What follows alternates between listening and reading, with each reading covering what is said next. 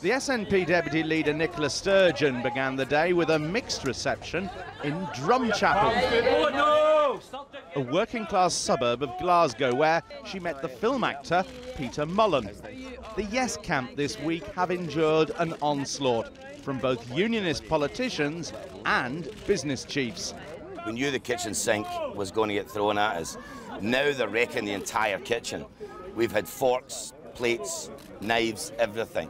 I mean, it's getting ridiculous now. So these scare stories are exactly what they are. They're just scare stories. The retailers are warning that prices will go up. Well, again, I think there was a lot of misquoting of what people said. Just supermarkets are a highly competitive industry, and you know, I don't think that those kind of fears really. But if they have to have separate operations, isn't it inevitable that they will charge higher prices? No, it's not. The Yes team doesn't seem short of funds, and by a strange twist, their stall here was even giving away free shopping trolleys. Are you giving this lady a trolley then? Yes.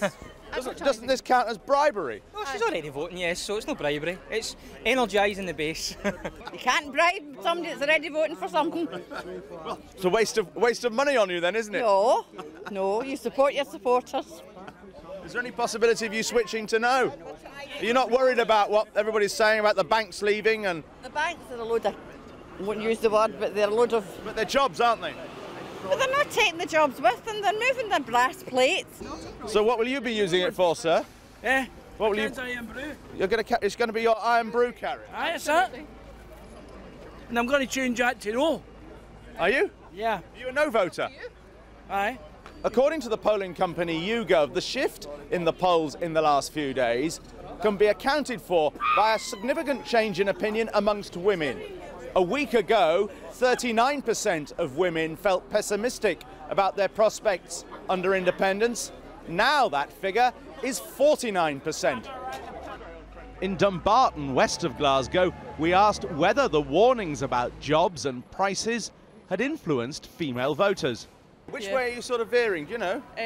Kind of yes. Kind of yes. Yeah, but What about all this stuff about the banks and the supermarket prices and so on? Has that made any difference? A wee bit has, a wee bit, yeah. There's nobody making us shop at Asda if they choose to put 16% on. I'm not swayed either way. I'll go to Tesco's, it's not a problem. What's decided it for you in the end?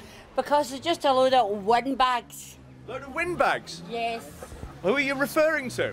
Alex Salmond and Nicola Sturgeon. Really? Yes. They open their mouth and let their belly rumble.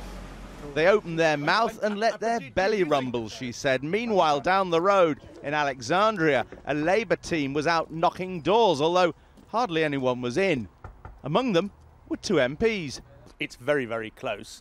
Is that not an indictment of the Scottish Labour Party that you have failed to energise your people?